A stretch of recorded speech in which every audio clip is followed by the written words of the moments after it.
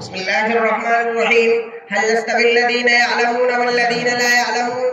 وقال رسول الله صلى الله عليه وسلم: طلب العلم فریضة على كل مسلم، او كما قال علیہ الصلاة والسلام.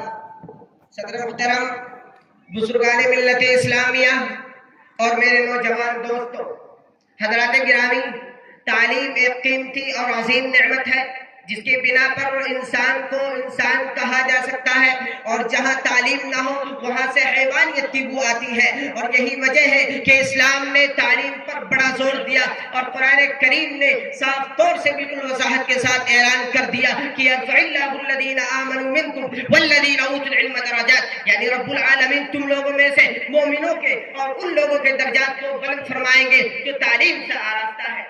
کہیں وہ فرمایا کہ هل يستوي الذين يعلمون والذين لا يعلمون، کیا اہل علم اور نا اہل علم برابر ہو سکتے ہیں؟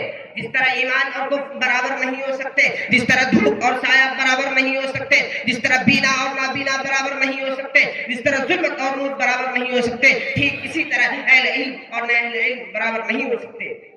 یہی وہ علم ہے جس کی بنیاد پر انسان کو اشرف المخلوقات کے لقب سے نوازا گیا، اور اسی کی وجہ سے انسان حضرات گرامی، علم نبیوں کی میراث ہے. دولت فرعون و حامان کی دولت کی حفاظت انسان کو خود کرنی پڑتی ہے، مگر علم خود انسان کی حفاظت کرتا ہے. دولت انسان کو حیوان صفت اور علم انسان کو فرشتہ صفت بنا دیتا ہے. دوستوں، آج ہم مسلمانوں کی پستی اور پسماندگی کی وجہ یہ ہے کہ ہمارے اندر عزم و حوصلہ کی کمی ہے. ہم کسی کا رونا روتے ہیں اور تعلیم گاہوں کی دوری کی شکایت کرتے ہیں، اور علم کے بجائے جہل اور ناواقفیت کے اندھیروں کو اختیار کرتے ہیں. سچ کہا ہے کسی شاعر نے: مچھلیاں پانی میں ذرے خاک میں برگ و شجر، مچھلیاں پانی میں ذرے خاک میں برگ و شجر، نیک عالم کو دعا دیتے ہیں ہر شام و سحر. اے اسلام پر تنقید کرنے والوں، ذرا سر اٹھا کر اسلامی تعلیمات کو دیکھو، اور ہم ٹھوک کر کہتے ہیں اسلام کی جو پاکیزہ تعلیم ہے اس کی ادنا سی نظیر بھی کسی دوسرے مذہب اور دھرم میں نہیں مل سکتی. ذرا بتلائیے کوئی ہے مذہب جو یہ بتلاتا ہو جب بازار جاؤ ہاتھ میں ہتھیار ہو اس کی رخ کو نیچے کر لیا کرو، کہیں ایسا نہ ہو کہ تمہارے ذات سے کسی دوسرے کو تکلیف پہنچ جائے.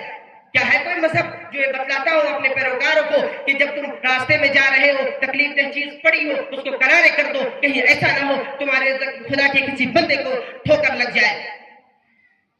لیکن افسوس آج دشمنان اسلام ہر طرح سے اسلام کو بدنام کرنے کی ناپاک کوششوں میں لگے ہوئے ہیں. کبھی جہاد کا مسئلہ اٹھاتے ہیں، کبھی آزادی نسواں کا نعرہ لگاتے ہیں اور الزام لگاتے ہیں کہ اسلام نے عورتوں کے ساتھ انصاف نہیں کیا. اٹھا کر دیکھیے تاریخ کو، تاریخ گواہی دے گی جس زمانے میں عورت کی پیدائش کو برا سمجھا جاتا تھا اور پیدا ہوتے ہی اسے زندہ ضرور کر دیا جاتا تھا، اس حالت میں آپ صلی اللہ علیہ وسلم نے ارشاد فرمایا: من ابتلی من هذه البنات فاحسن الیہن کن سترا من النار. جوان لڑکیوں کے ذریعے آزمائش میں مبتلا کیا گیا، اور ان کے ساتھ اچھا سلوک کرے تو جہنم سے آڑ بچ جائے گی. یہ ہے اسلامی تعلیم. اس کے برعکس تم نے عورتوں کے مقام و مرتبہ کو گرا دیا، تم نے عورتوں کو شب محفل اور تاج بازار بنا دیا. اور ہم کہنا چاہتے ہیں ان ہزاروں سے جو یہ کہتے ہیں کہ اسلام نے عورتوں کی تعلیم کی طرف توجہ نہیں کی. اٹھا کر دیکھیے حدیث شریف کو: طلب العلم فریضۃ علی کل مسلم، یعنی ہر مسلمان مرد عورت پر علم حاصل کرنا فرض ہے، یعنی اسلام نے اسے ضروری قرار دیا. حضور صلی اللہ علیہ وسلم تو تشریف ہی اس لیے لائے تھے کہ آپ لوگوں کو تعلیم سے آراستہ کریں. ہم اتنا بتانا چاہتے ہیں کہ اٹھا کر دیکھیے حضرت ابراہیم علیہ السلام کی دعا کو آپ نے فرمایا تھا: ربنا وابعث فیہم رسولا منہم یتلو علیہم آیاتہ ویزکیہم ویعلمہم الکتاب والحکمہ. اے ہمارے پروردگار، ہم میں سے کوئی ایسا رسول بھیجیے جو ان کو تعلیم سے، جو ان کو تیری آیتیں پڑھ کے سنائے اور ان کے دلوں کو صاف کرے اور ان کو علم حکمت کی تعلیم دے. ذرا غور کیجیے تعلیم کی اہمیت کے بارے میں کہ اللہ کے خلیل دعا کرے: اے اللہ ایسا نبی ہو جو ان کو تعلیم سے آراستہ کرے. لیکن ہم اتنا ضرور کہیں گے مسلمانوں کو چاہیے کہ اپنے بچوں کو اسلامی تعلیم دے، ان کی اسلامی تربیت کرے. ہم یہ نہیں کہتے ہیں کہ انگریزی نہ پڑھائیں، بلکہ انگریزی تو وقت کی ضرورت ہے، اس کی تعلیم بھی ضروری ہے، لیکن انگریزی اور ہندی تعلیم سے پہلے اسے قرآن کی تعلیم دلائے، اس لیے کہ قرآن حدیث کی تعلیم دلانا لازم اور ضروری ہے تاکہ ہمارے بچے صحیح معنی میں مسلمان بن سکیں. میں اس شعر کے ساتھ اپنی تقریر کا اختتام کرتا ہوں.